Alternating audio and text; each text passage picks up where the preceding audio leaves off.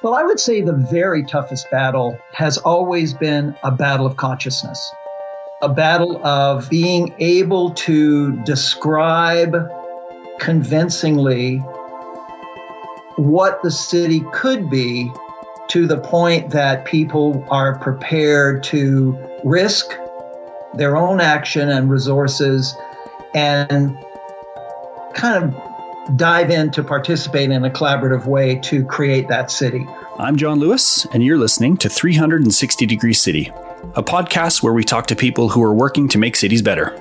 Our hope is that after each episode, you'll start to see your own city from a slightly different angle. 360 Degree City is brought to you by the team at Intelligent Futures. We're a team of versatile urban problem solvers, and our aim is to figure out better ways of living together. Vancouver is often cited as one of the most successful cities in the world. Today, Vancouver's inner city is filled with glass towers, townhouses, pedestrian paths, mountain views, public spaces, and sidewalk cafes. The downtown is widely praised as being livable, sustainable, and walkable. Now, this isn't to say that the city is without its challenges. Some of those include housing affordability, homelessness, and social isolation. Overall, with both successes and challenges, downtown Vancouver has changed a great deal since the 1980s. Today's episode explores how the city became the renowned place it is today. So I thought I'd talk to someone who's been at the forefront of managing and instilling change in Vancouver since the 1970s. My name is Larry Beasley. I'm the founding principal of Beasley and Associates. We're an international planning and urban design group. Alongside Anne McAfee, Larry was the co-chief planner at the City of Vancouver from the 1990s to the early 2000s. Before that, he was a community planner with the city. And since leaving government in 2006, Larry has been practicing planning around the world. He also teaches at UBC's School of Community and Regional Planning.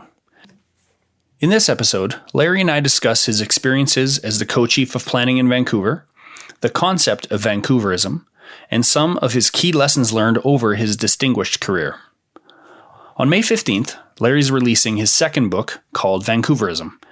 In his first book, Eco-Design for Cities and Suburbs, Larry and Jonathan Barnett identify principles of city building based on examples from around the world. As I looked around the world, often right at my doorstep were some very innovative things that had happened and that were going on. I also noticed that no one who was really involved was telling that story. And that kind of is a Canadian truth that we go and do stuff, and then we kind of forget to write it down to tell the story. And a lot of times those stories get lost. Larry's latest book tells the story of Vancouverism, a term that popped up sometime in the late 1980s.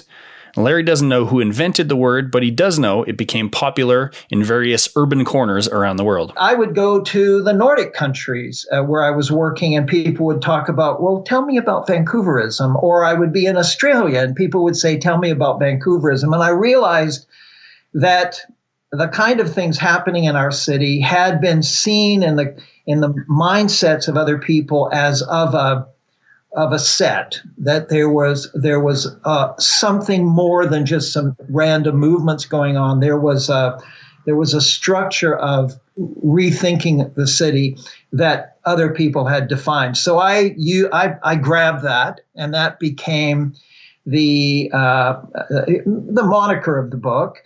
And what the book is really about, and I would say what Vancouverism is really about, are a set of principles for how a city can be more livable. And a lot of this has to do with repopulating the city from huge areas that over many, many years had become depopulated. Mm-hmm. How it could be more sustainable, because during this period we really exploded our consciousness in the world through the Brundtland Report and other things of the need to be responsible to the environment and the social, all aspects of that, not just physical but social and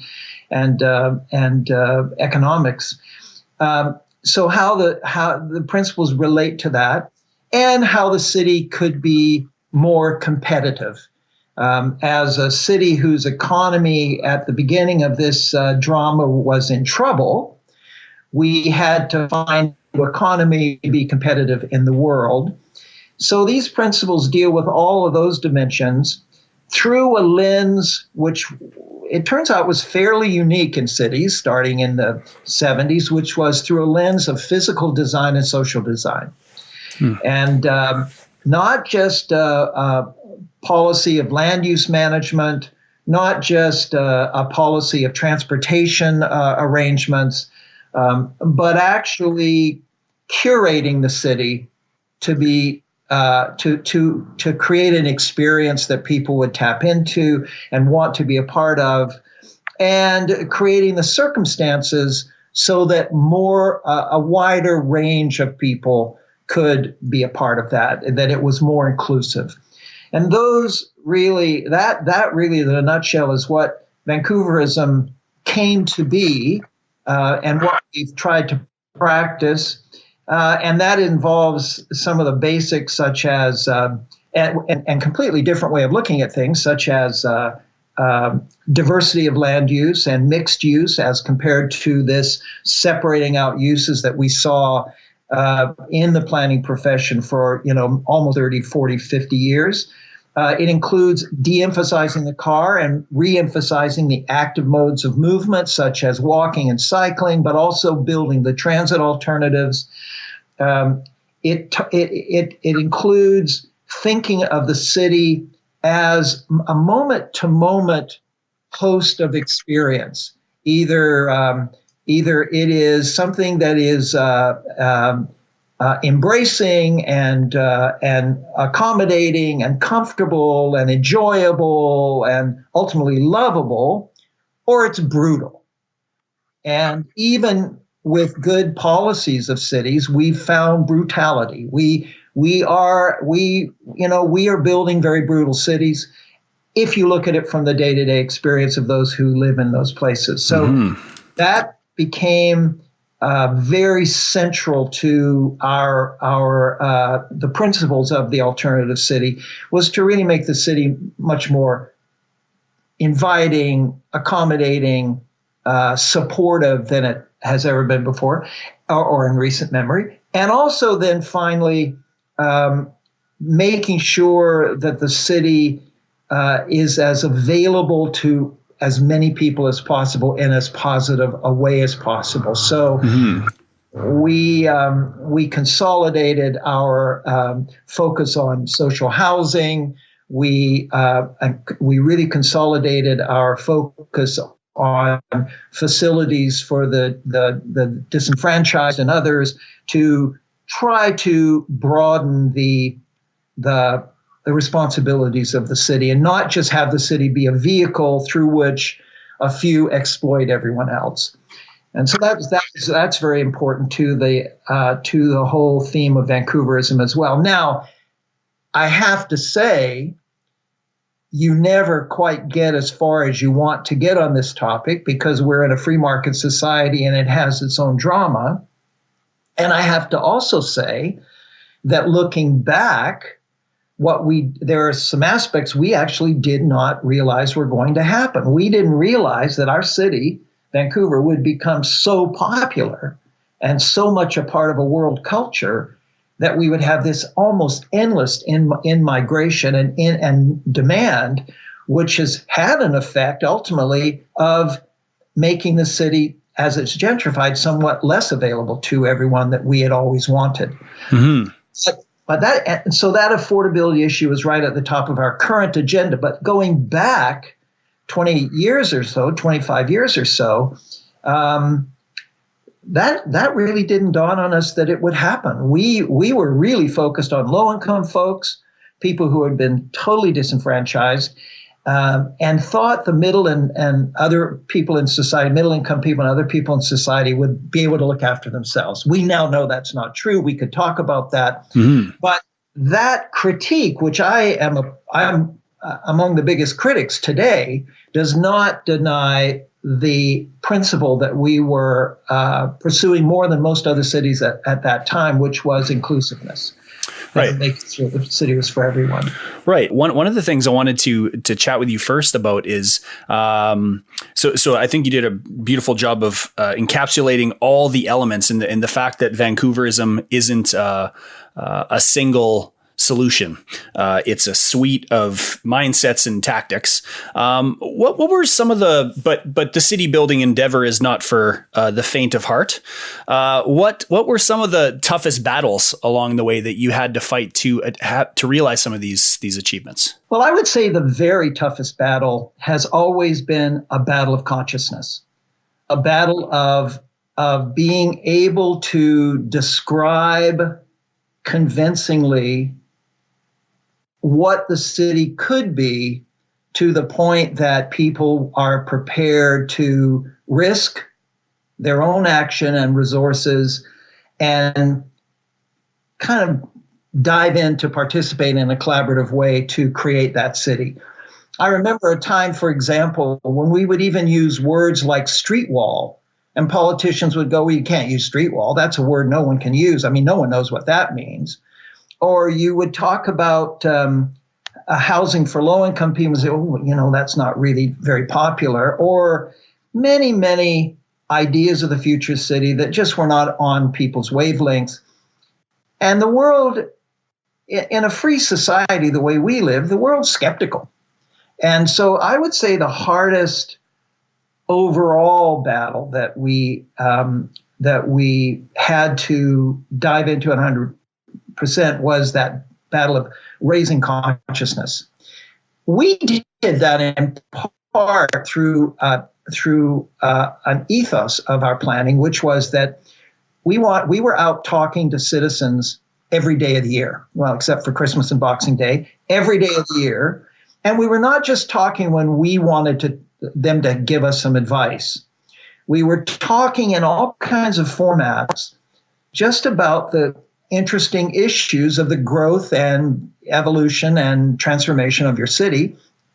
We had some natural interest because the city was economically in trouble and was on the verge we could tell, some sort of transformation. So there was a natural interest in that. But also we built that. We built it. We went out and met with people on their turf in their ways, using lots of interesting techniques.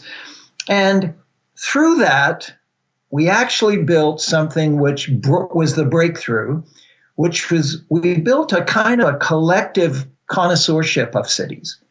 So if you talk to people in Vancouver, even today, now this is now over a decade or more, or 2 decades since we were in the height of this, you will find often a consciousness for what are good cities and how cities need to work that I don't find in many other cities. So that was a breakthrough. It was a difficult time, though. I remember early on, a lot of us thinking, maybe we've got it wrong. Maybe these ideas that we've learned from the new urbanism and from experience elsewhere are not where people want to go. It's not the kind of city people want. Maybe this whole notion that a city should be built around positive experience is a luxury that cities, are not prepared to pay for.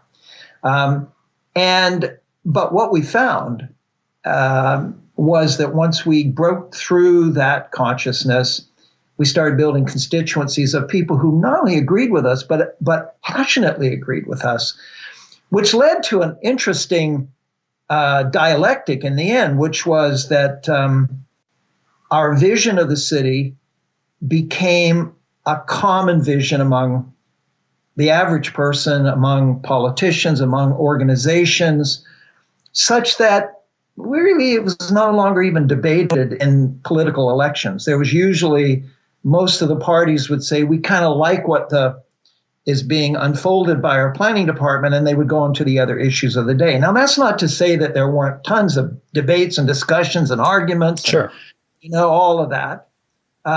That's a part of the regular discourse of any city, and particularly one that's trying to change.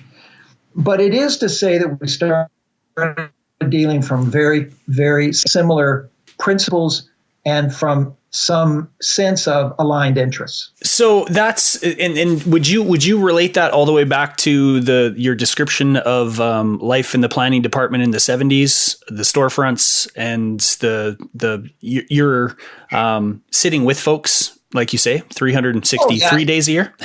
yeah.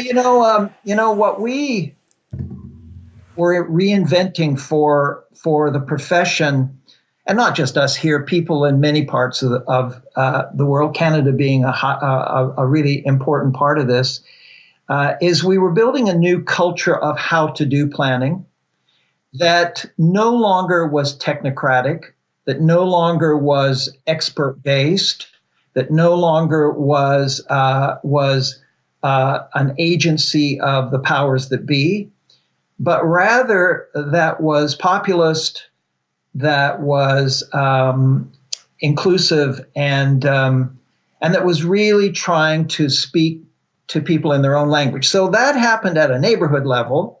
Well, you can imagine when people like myself then took on greater responsibilities, we weren't going to leave that behind. It's an ethos. It was a whole culture of how to do planning that that changed our profession. Mm-hmm. And I think what you described is so important to build a culture, an urban culture.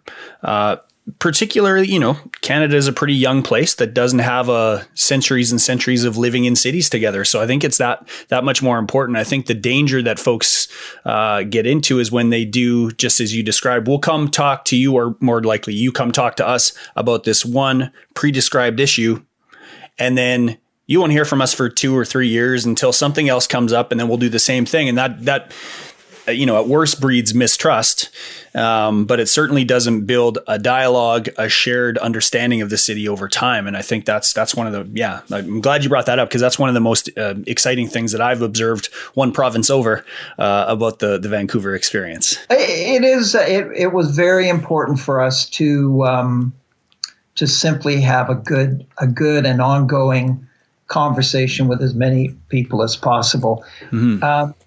And I think it has borne fruit for our city, our whole culture. It really is a city that, people get mad when they see it going the wrong way, because actually they understand what the right way is. I don't have to tell them at all. It's like beside the point for me telling them. Mm-hmm. But there's another aspect too, and that is, and this is something we learned early on, and that is when you go to talk to someone about a particular issue, all they can really focus on is how to win their position. Yep. That's what it's about. So even the most, broad thinking people I've watched, when you come and let's talk about a particular issue, I'm going to win that issue. I'm going to win my point. I'm going to win my position. But when you talk to people about their ideas of cities, if you can get people into a more relaxed conversation, then they explore all kinds of things. They are very happy to go into areas they never thought about. And then you start talking about interests, not positions, and you can get at interest and you can have a wonderful exploration. I remember a politician, one of our famous mayors, saying to me one time, don't come to me in one project and ask me to include daycare. Come to me with a policy on daycare that's been talked about all over the city with all kinds of people. I'll adopt it. And then it's easy for me to apply it when that one project comes up. Mm-hmm. And I think that was very indicative of what we were trying to do, which was start with a broad interest-based conversation. Mm-hmm. Mm-hmm. Really contextualizes the local intervention or project or solution when you can do that in a broad sense, because all those big grand visions have to get built some places, but the context of it then takes on a different meaning. Yeah, for sure. And I've always fundamentally believed in the innate intelligence of the community. Yep. If they have information, if they've been able to work through in their own minds the implications of things, if they have been able to put it in a context that perhaps is bigger than their momentary interest. Yeah. The community is better at doing that than most governments, frankly. Yep, for sure. And that's I think for professionals particularly, like what you've described is how you practice and your department practiced, that requires a bit of a shift and self-reflection for the professionals involved in that, right? Because it's pretty easy to show up at one community meeting. It's not easy, but it's you're the expert and here's how it is. Here's my technical expertise. Then as an individual professional, that gives me something to stand on. But if that starts to get morphed, it's just a different interpretation of expertise. Community members are experts in the life of the community, and that then makes the professional expertise that much more interesting to intersect with if you approach it from that way. That's right, because the one thing I never bought into through all those years was that planners were just choreographers or conveners. I've always felt that planners, my goodness, our society sends us to school for years and years, and you can't really do much until you've had a lot of experience, and then you're not even trusted for 5 or 7 years to do anything. So I've always felt that we are the custodians of some special knowledge about cities and how they work and how they don't work and how they might work, and we're also paying attention to new ideas and innovations that are happening. Yeah. And so we have our own contribution to make, but it's not a contribution that can ever be made in contradiction to the wide perception and wide public opinion.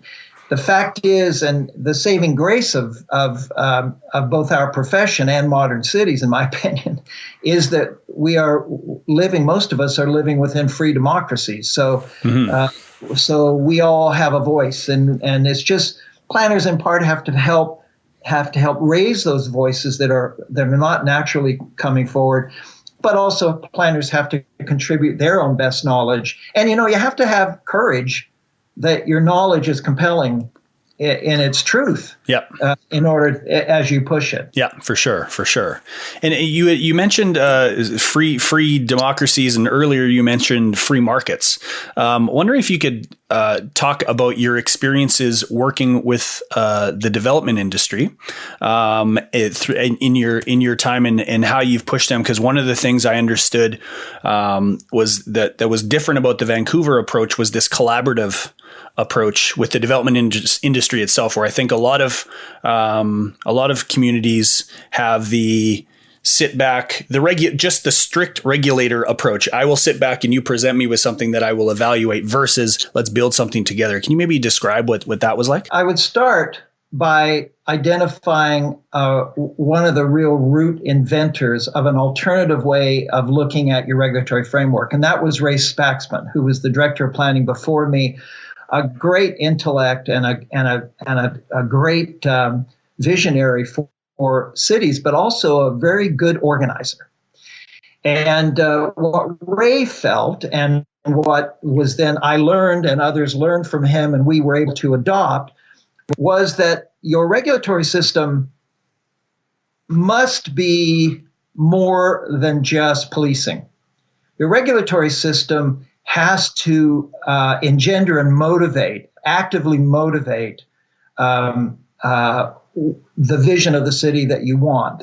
That even well-meaning developers who are one of the great actors to change the city, and even other well-meaning leaders who have some power to shape that change, are not automatically going to go in the same direction.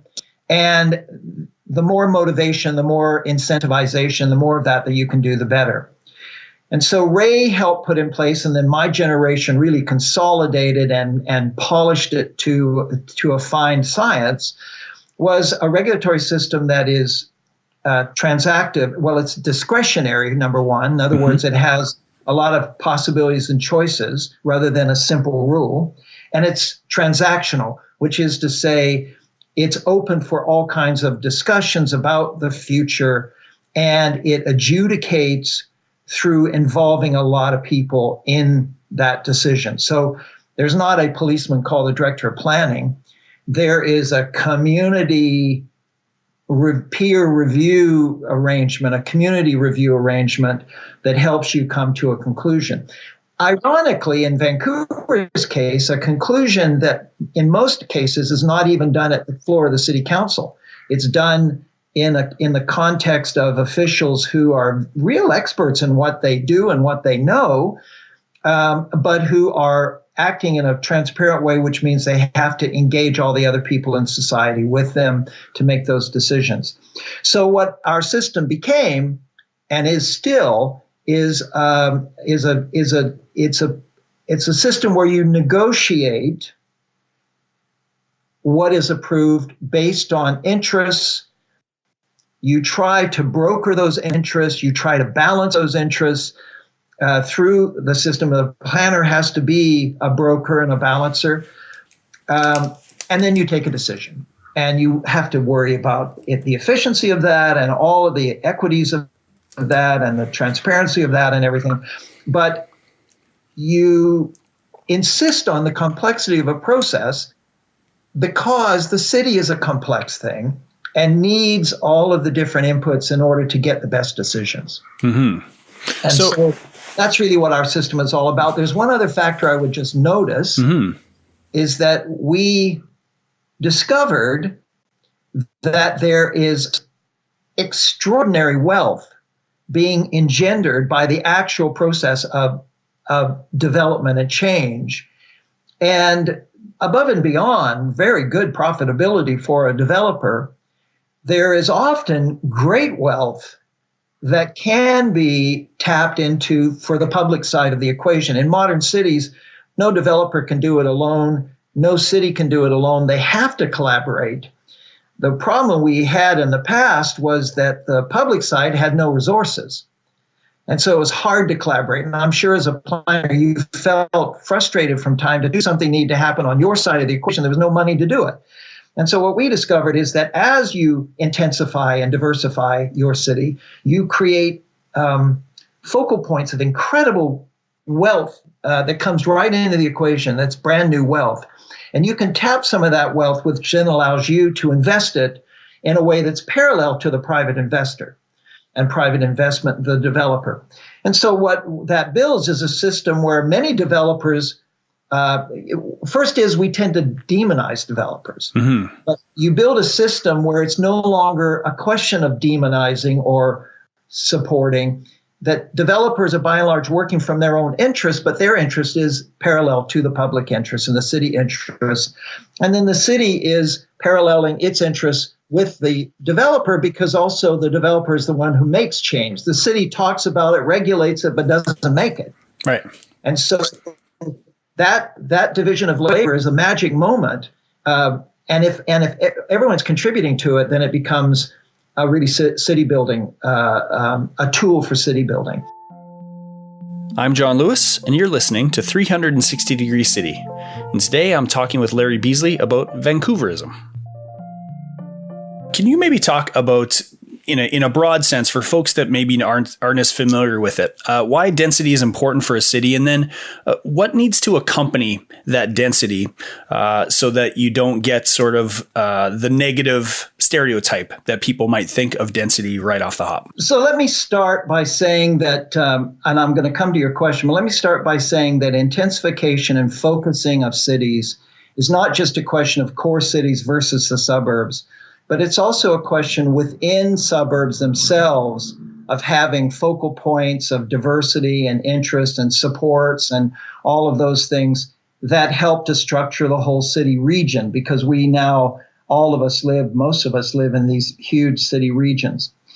What happens as you focus your city, as you bring things a little closer together, as you put more things together in smaller geographies, is that you begin to set off many very interesting results. Number one is that people can actually get out of cars and they can start moving around on foot and by transit and cycling and skateboards and whatever else they want to do. And there are many more technologies that are going to be in the fore in the next few years, the result of which is they save money, it's healthier, etc. Second thing is that we know that as people come closer together face to face, less alienation, less separation in those private vehicles and those private places, that it engenders society and culture and innovation and mutual assistance and people learning to coexist together and all those kind of positive things. And then thirdly, cities have learned that if you can cluster, you can deliver services better. You can deliver services cheaper, which means that taxpayers don't have to pay quite as many taxes. And then environmentalists have learned that if you can cluster development, intensify and diversify development, then you take pressure off the green urban fringe and off of our natural environment. Why do people hate it? Because we've done a terrible job of it. And the negative side of it is you can feel crowded. You can feel that your not only your privacy is not there, but your sense of self-direction, your sense of self-control is not as complete. So, and it simply has been presented as such an ugly reality, such a brutal reality. The old concrete, image of the city with no green, no trees, no nothing. In tall buildings that are anonymous at the ground, all those kind of negative images that the movies have shown us. Well, what we discovered in Vancouver was that we had to take that density. We were kind of lucky in the sense that we were developing on a peninsula, so we didn't have a lot of extra land, so we had to use land more intensely. But then we had to take that density and we had to humanize it. We call it taming density. We had to make it really attractive, so the architecture had to be better. We had to embellish the public environment so that there are trees and landscape. It's mostly a green public environment. We had to moderate the impact of big, tall buildings with landscape and gardens and all that. We had to just build in all kind of services that people needed and that actually they couldn't enjoy in the suburbs as easily because it's so expensive to deliver them. Well, we had to deliver all of those things. We had to rethink the whole high density living experience, and we had to do it by going and talking to consumers and finding out what was important to them, not what was important to us. Over a period of time. And that led to so many wonderful new kinds of things, which you see in Vancouver. For example, row houses. You see thousands of row houses along our streets, and that's because a lot of people said, I like a front door. I want direct access to my unit. I don't want to get lost in a tower somewhere. I don't like heights. I'm afraid of heights. I have a dog. I want my dog to be able to walk, and I have children. I want them to play outside. That kind of thing. And you see wonderful courtyards, these beautiful, beautiful, lovely landscape courtyards where children can play very safely. All the issues of safety and security, which are endemic to the harsh, brutal city, inner city, dense city, are resolved by these lovely courtyards. You see different densities for different kinds of uses. And that's a lovely thing because people, even if they like the idea of multiple living, don't necessarily want to live in the tallest building and, that. So you began to see many, many features that were not on the agenda of the planning profession previously. Previously, it's, I'll give you your density, I'll give you your height, and it's up to you. Unfortunately, for many reasons, the up to you was leading to this brutality, which has turned most people against density. So that's what we had to do. We had to tame that density. We had to notice that there are certain synergies that are wonderful together, having a coffee shop within 2 or 3 minutes walk and a little corner store and all those kind of things. But there are also associations that don't work together very well. Some very loud restaurants don't go well with housing above, and we had to start managing those negative impacts as well as the positive impacts. We had to deal with noise. We had to deal with privacy. We had to deal with people's sense of safety and security. All of those kind of things came into play as we tamed the density. Yeah, and you now are working in places as diverse as Dallas and Moscow and Abu Dhabi and the countless others, I'm sure. What's most exciting to you as you're applying your Vancouverism lessons in other corners of the world? Well, besides the fact that at a certain age, the biggest objective you can have as a living person is to continue to learn and continue to be fascinated with life. Besides that fact, what I found really wonderful is that it seems that the basic principles of modern city building are similar around the world. And that gives me great faith that as we propagate those principles, and many thousands of us are doing that around the world in this frenetic building of cities that's going on as the entire human race becomes urbanized, that there are some basic principles we can pretty much depend on. But the other side of that fascination is that it has amazed me at how different the results are actually on the ground. It's amazed me how those principles get reshaped by the host culture, the indigenous culture of wherever I'm working. And so the results are not homogenizing cities in the world. Hopefully they are leading to more fascination, more diversity, more choices for people. When we we're dealing with urbanization in Abu Dhabi, the whole Islamic culture and whole Islamic ethos brought a kind of structuring to the city, even with the same principles, that was completely different than what would happen in Vancouver, which is why we made it in principle proposition that we wouldn't just import Vancouverism to Abu Dhabi or to Dallas or to Moscow. Those principles were there, absolutely. But my goodness, were they ever different? Mm-hmm. Wonderful. Okay, I'm mindful of the time and appreciative of your generosity. So we'll maybe wrap up with the question that we ask everybody on the podcast, and I'll ask you something that's not Vancouver, but can you tell me a city that you love and why you love it? Well, without hesitation or any debate, to me the most extraordinary city on the planet is Paris. And the reason for that is that it has such amazing humanity. Mm-hmm. It has amazing artfulness. It has unbelievable diversity, even in the face of a culture which can be quite chauvinistic. It has built over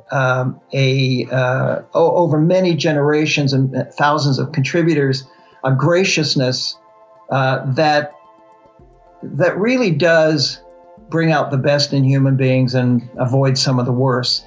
It has its moments of explosion when people rebel, and it's hosted some of the most dramatic rebellions in the history of human beings. But its day-to-day truth is a place of amazing livability, amazing innovation, amazing humanity, and extraordinary beauty. It was an honor to talk to Larry and understand his experiences and perspectives on city building. If you're interested in learning more about Larry's point of view about the story and critiques of Vancouverism, you can pre-order his upcoming book. The link is in our show notes. His book will be out on May 15th. 360 Degree City is created by our team at Intelligent Futures. To learn more about the work we do, go to intelligentfutures.ca. I'm John Lewis. Thanks for stopping by.